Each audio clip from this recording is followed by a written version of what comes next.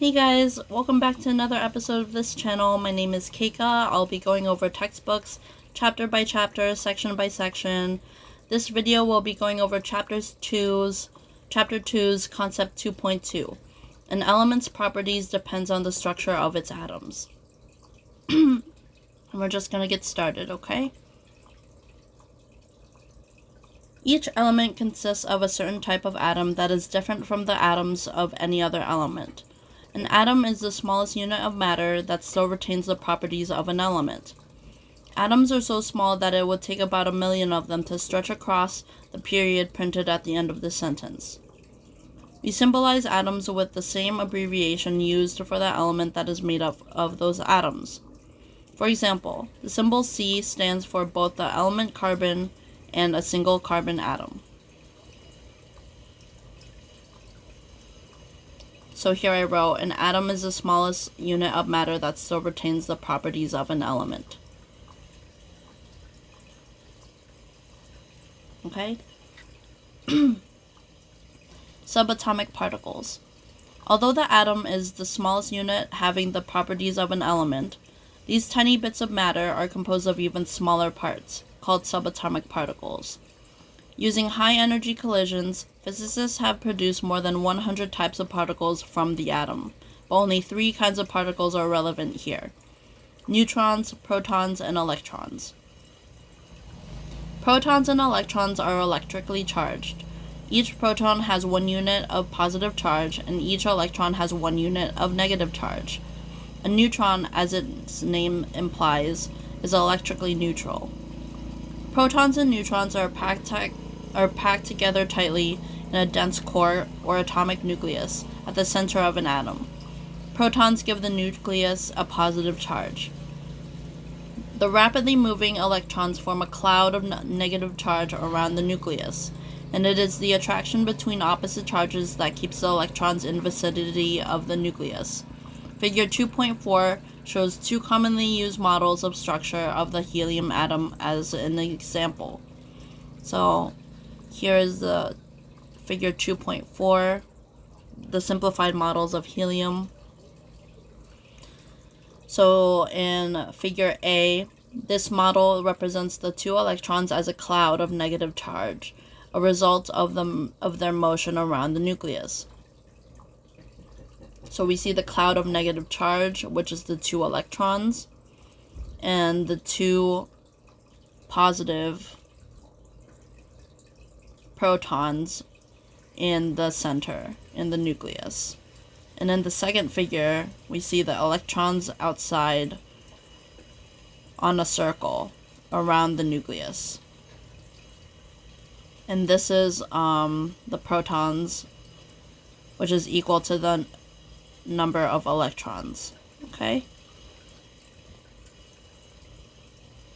The neutron and proton are nearly identical in mass, each about 1.7 times 10 to the negative 24th gram. Grams and other conventional units are not very useful for describing the mass of objects that are so minuscule. Thus, for atoms and subatomic particles, and for molecules too, we use a unit of measurement called the Dalton, in honor of John Dalton, the British scientist who helped develop atomic theory around 1800. The Dalton is the same as the atomic mass unit, or AMU, a unit you may have encountered elsewhere. Neutrons and protons have masses close to 1 Dalton. Because the mass of an electron is only about 1/2000th that of a neutron or proton, we can ignore electrons when computing the total mass of an atom. Okay? So for subatomic particles, I wrote here, subatomic particles are the smaller parts that make up an atom. Neutrons, electrically neutral. Protons, positive charge. Electrons, negative charge. Protons and neutrons are packed together in the atom's core, also known as the nucleus, atomic nucleus. Protons give the nucleus a positive charge. Electrons that move rapidly form a cloud of negative charge around the nucleus.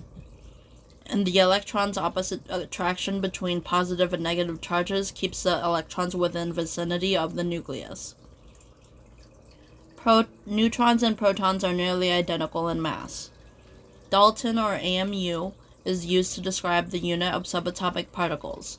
1 Dalton is equal to a neutron or proton mass. The mass of an electron is about 1/2000th that of a neutron or proton, so we can ignore electrons when computing the total mass of an atom. Just focus on protons and neutrons for mass.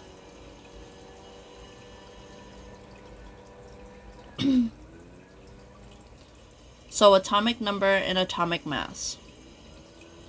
Atoms of the various elements differ in their number of subatomic particles. All atoms of a particular element have the same number of protons in their nuclei. This number of protons, which is unique to that element, is called the atomic number, and is written as a subscript to the left of the symbol for the element. The abbreviation 2He, for example, tells us that an atom of an element, helium, has 2 protons in its nucleus. Unless otherwise indicated, an atom is neutral in an electric charge, which means that its protons must be balanced by the equal number of electrons. Therefore, the atomic number tells us the number of protons and also the number of electrons in an electrically neutral atom. We can deduce the number of neutrons from a second quantity, the mass number, which is the total number of protons and neutrons in the nucleus of an atom. The mass number is written as a subscript to the left of the element symbol. For example, we can use this shorthand to write an atom of helium as 4,2He. Because the atomic number indicates how many protons there are, we can determine the number of neutrons by subtracting the atomic number from the mass number. In our example, the helium atom 4,2He has 2 neutrons. For sodium, so they're giving us an example for sodium. Sodium has 23 as the mass number, which is the number of protons and neutrons in the nucleus. And sodium also has 11, which is the number for the atomic number, which is the number of protons, and the number of electrons as well in a neutral atom. So, to get the number of neutrons, we subtract the mass number from the atomic number. So 23 minus 11 is 12 for sodium. So there are 12 neutrons for sodium. The simplest form, hydrogen, 1/1H, has no neutrons. It consists of a single proton with a single electron. Because the contribution of electrons to mass is negligible, almost all of the atom's mass is concentrated in its nucleus. Neutrons and protons each have a mass very close to 1 Dalton, so the mass number is close to, but slightly different from, the total mass of an atom, called its atomic mass. For example, the mass number of sodium, 23/11 Na, is 23, but its atomic mass is 22.9898 Daltons. The difference is explained below. You have this video, which we're not going to watch. So, for atomic number and atomic mass, I wrote, atoms of different elements have different numbers of subatomic particles. All atoms of a particular element have the same number of protons. The atomic number is the number of protons within a nucleus and is unique for each element, and it can be written as a subscript to the bottom left of the symbol for the element to indicate the number of protons. Unless indicated, an electrically neutral atom has an equal amount of protons to electrons. The mass number is the total number of protons and neutrons in the nucleus. Let me put this chart here for reference. The simplest atom is hydrogen, 1/1, which has no neutrons, 1 proton, and 1 electron. Almost all atoms' mass is concentrated in the nucleus. The atomic mass is the total mass of an atom. Okay, so now we're going to go into isotopes. All atoms of a given element have the same number of protons, but some atoms have more neutrons than other atoms of the same element and therefore have greater mass. These different atomic forms of the same element are called isotopes of an element.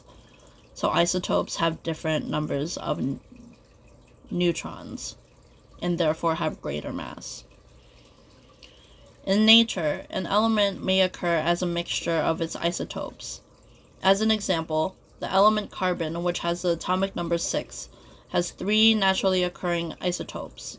The most common isotope is carbon-12, 12/6C, which accounts for about 99% of carbon in nature. The isotope 12/6 has 6 neutrons. Most of the remaining 1% of carbon consists of atoms of the isotope 13/6C with 7 neutrons, and a third, even rarer isotope, 14/6C, which has 8 neutrons. Notice that all 3 isotopes of carbon have 6 protons, otherwise they would not be carbon. Although the isotopes of an element have slightly different masses, they behave identically in chemical reactions. For an element with more than one naturally occurring isotope, the atomic mass is an average of those isotopes, weighted by their abundance. Thus, carbon has an atomic mass of 12.01 daltons. Both 12C and 13C are stable isotopes, meaning that their nuclei do not have the tendency to lose subatomic particles, a process called decay. The isotope 14C, however, is unstable or radioactive. A radioactive isotope is one in which the nucleus decays spontaneously, giving off particles and energy. When the radioactive decay leads to a change in the number of protons, it transforms the atom to an atom of a different element. For example, when the carbon-14 atom decays, a neutron decays into a proton, transforming the atom into nitrogen atom. Radioactive isotopes may have many useful applications in biology. So for isotopes, here I wrote that some atoms of elements have more neutrons than other atoms of the same element, thus resulting in greater mass. Isotopes are different atomic forms of the same element. Although the isotopes of an element have slightly different masses, they behave identically in chemical reactions. Atomic mass. The atomic mass of an element with more than one naturally occurring isotope is the average of those isotopes. Decay is when an atom loses subatomic particles. A radioactive isotope is an atom in which its nucleus decays spontaneously, thus giving off particles and energy. When decay leads to a change in the number of protons, it becomes a different element.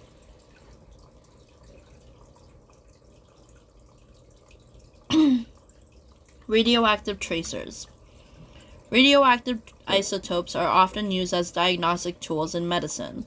Cells can use radioactive forms just as they would use non-radioactive isotopes of the same element. The radioactive isotopes are incorporated into biologically active molecules, which are then used as tracers to track atoms during metabolism, the chemical processes of an organism. For example, certain kidney disorders are diagnosed by injecting small doses of radioactively labeled substances into the blood and then analyzing the tracer molecules excreted in the urine. Radioactive tracers are also used in combination with sophisticated imaging instruments, such as PET scanners that can monitor growth and metabolism of cancers in the body. Although radioactive isotopes are very useful in biological research and medicine, radiation from decaying isotopes can pose a hazard to life by damaging cellular molecules. The severity of this damage depends on the type and amount of radiation an organism absorbs. One of the most serious accidental environmental threats is radioactive fallout from nuclear accidents. The doses of most isotopes used in medical diagnosis, however, are relatively safe. So for radioactive tracers, I wrote, radioactive isotopes are often used as diagnostic tools in medicine. They are incorporated into biologically active molecules, which are then used as tracers to track atoms during metabolism. Tracers can also be used for imaging to monitor growth and metabolism of cancers in the body. Not perfect. Radiation from decaying isotopes can pose a hazard to life by damaging cellular molecules. Severity depends on the type and amount of radiation absorbed. One of the environmental threats today are radioactive fallout from nuclear accidents. Medical is safe, though.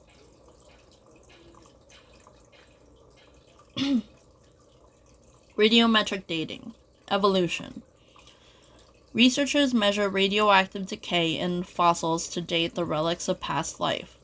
Fossils provide a large body of evidence for evolution, documenting differences between organisms from the past and those living at present, and giving us insight into species that have disappeared over time. While the layering of fossil beds establishes that deeper fossils are older than more shallow ones, the actual age in years of the fossils in each layer cannot be determined by position alone. This is where radioactive isotopes come in. A parent isotope decays into its daughter isotope at a fixed rate, expressed as the half-life of the isotope, the time it takes for 50% of the parent isotope to decay. Each radioactive isotope has a characteristic half-life that is not affected by temperature, pressure, or any other environmental variable. Using a process called radiometric dating, scientists measure the ratio of different isotopes and calculate how many half-lives in years have passed since the organism was fossilized or a rock was formed. Half-life values range from a very short for some isotopes, measured in seconds or days, to extremely long. Uranium-238 has a half-life of 4.5 billion years. Each isotope can best measure a particular range in years. Uranium-238 was used to determine that the moon rocks are approximately 4.5 billion years old, estimated similar to the estimated age of Earth. In the scientific skills exercise, you can work with data from the experiment that used carbon-14 to determine the age of an important fossil. Figure 225.6 explains more about radiometric dating of fossils. So this is the skills exercise. We're just going to skip over it. Sorry, guys. It's just a long one. Okay. So for radiometric dating, I wrote, researchers measure radioactive decay in fossils to date past life. Fossils provide a large body of evidence for evolution. Deeper fossils are older than shallow fossils. Radioactive isotopes help determine age. A parent isotope decays into its daughter isotope at a fixed rate, expressed as the half-life of the isotope, time it takes for 50% of the parent isotope to decay. Half-life is not affected by temperature, pressure, or any other environmental factor. Radiometric dating is when scientists measure the ratio of different isotopes and calculate how many half-lives in years have passed since the organism was fossilized or a rock was formed. Moon rocks are approximately 4.5 billion years old, similar to the estimated age of Earth. The energy levels of electrons. The simplified model of the atom in figure 2.4 greatly exaggerate the size of the nucleus relative to that of the whole atom. If an atom of a helium were the size of a typical football stadium, the nucleus would be the size of a pencil eraser in the center of the field. Moreover, the electrons would be like two tiny gnats buzzing around the stadium. Atoms are mostly empty space. When atoms approach each other during a chemical reaction, their nuclei do not come close enough to interact. Of the three subatomic particles we have discussed, only electrons are directly involved in chemical reactions. An atom's electrons vary in the amount of energy they possess. Energy is defined as the capacity to cause change, for instance, by doing work. Potential energy is the energy that matter possesses because of its location or structure. For example, water in a reservoir on a hill has potential energy because of its altitude. When the gates of this reservoir's dam are opened, the water runs downhill, and the energy can be used to do work because of the moving blades of turbines to generate electricity. Because energy has been expended, the water has less energy at the bottom of the hill than it did at the reservoir. Matter has a natural tendency to move toward the lowest possible state of potential energy. In our example, the water runs downhill. To restore the potential energy of the reservoir, work must be done to elevate the water against gravity. The electrons of an atom have the potential energy due to their distance from the nucleus. The negatively charged electrons are attracted to the positively charged nucleus. It takes work to move a given electron further away from the nucleus, so the more distant an electron is from the nucleus, the greater its potential energy. Unlike the continuous flow of the water downhill, changes in the potential energy of electrons can occur only in steps of fixed amounts. An electron having a certain amount of energy is something like a ball on a staircase. The ball can have different amounts of potential energy depending on which step it is on, but it cannot spend much time between steps. Similarly, an electron's potential energy is determined by its energy level. An electron can only exist at certain energy levels and not between them. An electron's energy level is correlated with its average distance from the nucleus. Electrons are found in different electron shells, each with a characteristic average distance and energy level. In diagrams, shells can be represented by concentric circles, as they are in figure 2.6b. The first shell is closest to the nucleus, and the electrons in the shell have the lowest potential energy. Electrons in the second shell have more energy, and electrons in the third shell have even more energy. An electron can move from one shell to another, but only by absorbing or losing an amount of energy equal to the distance in potential energy between its position in the old shell and that in the new shell. An electron absorbs energy. It moves to a shell farther out from the nucleus. For example, light energy can excite an electron to a higher energy level. Indeed, this is the first step taken when plants harness the energy of sunlight for photosynthesis, the process that produces food from carbon dioxide and water. When an electron loses energy, it falls back to a shell closer to the nucleus, and the lost energy is usually released to the environment as visible light or ultraviolet radiation. So, for energy levels of electrons, I wrote atoms are mostly empty space. When two atoms approach each other, their nuclei don't interact. Only electrons are directly involved in chemical reactions. Energy is defined as the capacity to cause change. Potential energy is the energy that matter possesses because of its location or structure. Water in a reservoir, energy due to altitude. Matter has a natural tendency to move toward the lowest possible state of energy. The more distant an electron is from the nucleus, the greater the potential energy. An electron's potential energy is determined by its energy level. An electron can only exist at certain energy levels. Electron shells are the circumference around the nucleus where electrons are found. Characteristic average distance, and energy level. The closest shell to the nucleus has the lowest potential energy. Further away means more energy. Electrons can move between shells by losing or absorbing energy. As it absorbs, it moves further out, and as it loses, it moves closer in. Electron distribution and chemical properties. The chemical behavior of an atom is determined by the distribution of electrons in the atom's electron shells. Beginning with hydrogen, the simplest atom, we can imagine building the atoms of other elements by adding one proton and electron at a time, along with an appropriate number of neutrons.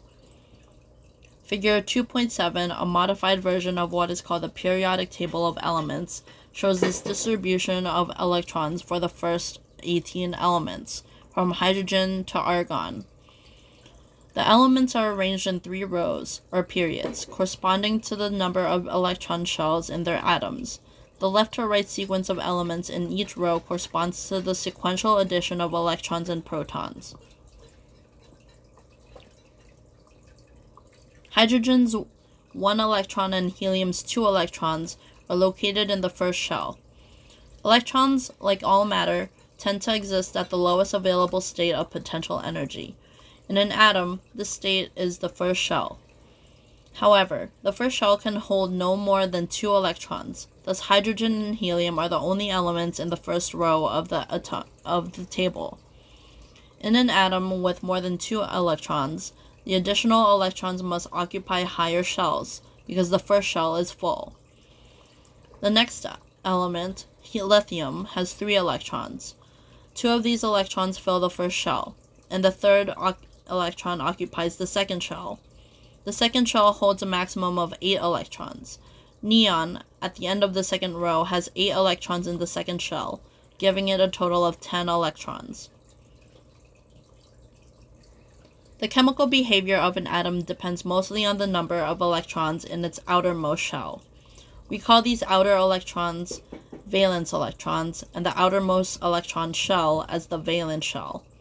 In this case of lithium, there is only 1 valence electron, and the second shell is the valence shell. Atoms with the same number of electrons in their valence shell exhibit similar chemical behavior.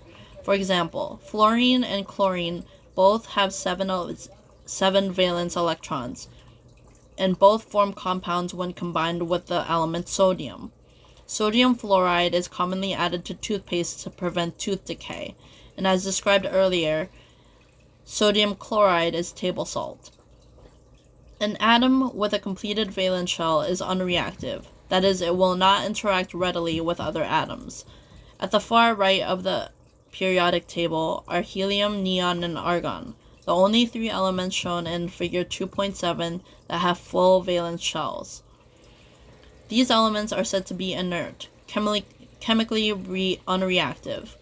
All the other atoms in figure 2.7 are chemically reactive because they have incomplete valence shells. Okay, so for electron distribution and chemical properties, I wrote that chemical behavior depends on the distribution of electrons within shells. The periodic table of elements, periods are rows, and groups are columns. So I always get these two mixed up. The way to remember it, I think, is that periods kind of looks like the capital R, and groups kind of looks like a C. So hopefully that helps you. Just a visual thing, right? Just missing that one line. Anyways, left to right sequence of addition of protons and electrons. Electrons tend to exist at the lowest available state of potential energy. The first shell can only hold 2 electrons, and the second shell can hold 8 electrons. Chemical behavior depends on the number of electrons in its outermost shell. The outer electrons are called valence electrons, and the outer electron shell is called the valence shell. Atoms with the same number of electrons in their valence shell exhibit similar chemical behavior. An atom with a completed valence shell is unreactive. It won't interact with other atoms readily. Inert, chemically unreactive.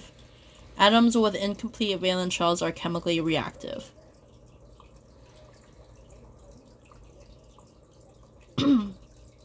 Electron orbitals. In the early 1900s, the electron shells of an atom were visualized as concentric paths of electrons orbiting the nucleus, somewhat like planets orbiting the sun. It is still convenient to use the two-dimensional concentric circle diagrams, as in figure 2.7, to symbolize three-dimensional electron shells. However, you need to remember that each concentric circle represents only the average distance between the electron in that shell and the nucleus. Accordingly, the concentric circle diagram do not give a real picture of an atom. In reality, we can never know the exact location of an electron. What we can do instead is describe the space in which the electron spends most of its time. The three-dimensional space where an electron is found 90% of the time is called an orbital. Each electron shell contains electrons at a particular energy level, distributed among a specific number of orbitals of distinctive shapes and orientations. Figure 2.8 shows the orbitals of neon, for example, with its electron distribution diagram for reference. You can think of an orbital as a component of the electron shell. The first electron shell has only one spherical s orbital, called 1s, but the second shell has 4 orbitals, one large spherical s orbital called 2s, and 3 dumbbell-shaped p orbitals called 2ps, or 2p orbitals. The third shell and other higher electron shells have s and p orbitals, as well as the orbitals of more complex shapes. So this is figure 2.8. So we see the electron distribution diagram, the simplified version, as A. An electron distribution diagram is shown here for a neon atom, which has a total of 10 electrons. Each concentric circle represents an electron shell, which can be subdivided into electron orbitals. Okay? So as they said earlier, the first shell can only hold 2, the one closest to the nucleus, and then the second shell can hold 8, which it does here, and giving it a total of 10 electrons.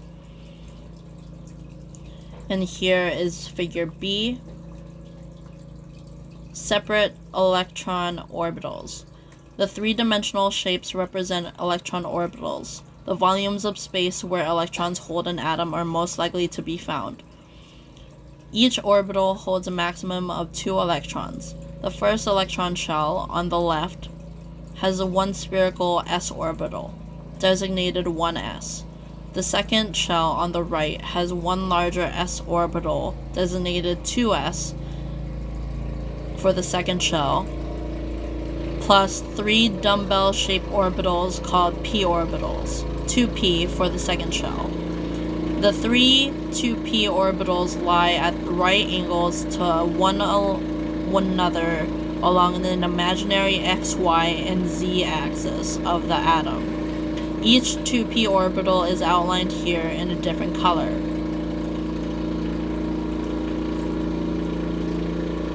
So this kind of confuses me, I'm not gonna lie. The 2p orbitals, I'm not making sense of it. Maybe if I got to see one orbital of the p shell, of the p orbital, if I got to see one p orbital and then see how it fits together, that would make more sense to me, but this isn't clicking. It looks like each one is an infinity sign that kind of meshes together with the other infinity signs, is what I see. Superimposed electron orbitals. To reveal the complete picture of the electron orbitals of neon, we superimpose the 1s orbital of the first shell and the 2s and 3 2p and the 3 2p orbitals of the second shell. So this is the whole image of what the electron cloud looks like. Okay? No more than 2 electrons can occupy a single orbital. The first electron shell can therefore accommodate up to 2 electrons in its s orbital. The lone electron of a hydrogen atom occupies the 1s orbital, as do the 2 electrons of the helium atom. The 2 orbitals of the second electron shell can hold up to 8 electrons, 2 in each orbital. Electrons in each of the 4 orbitals in the second shell have nearly the same energy, but they move in different volumes of space. The reactivity of an atom arises from the presence of unpaired electrons in one or more orbitals in the atom's valence shell. As you will see in the next section, atoms interact in a way that completes their valence shells. When they do, it is the unpaired electrons that are involved. Okay, so for electron orbitals, I wrote, in reality, we can never know the exact location of an atom. Orbital is a 3-dimensional space where the electron is found 90% of the time. Each electron shell contains electrons at a particular energy level distributed among a specific number of orbitals of a distinctive shape and orientations. An orbital is a component of an electron shell. The first electron shell has one spherical s orbital, 1s. The second shell has 4 orbitals, one large spherical s orbital called 2s, and 3 dumbbell-shaped p orbitals called 2p. The third shell and other higher electron shells also have s and p orbitals, as well as orbitals of more complex shapes. The first electron shell can hold up to 2 electrons in its s orbital. The second electron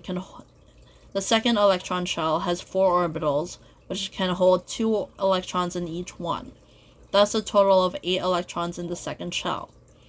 Electrons in different orbitals have the same energy but move in different volumes of space.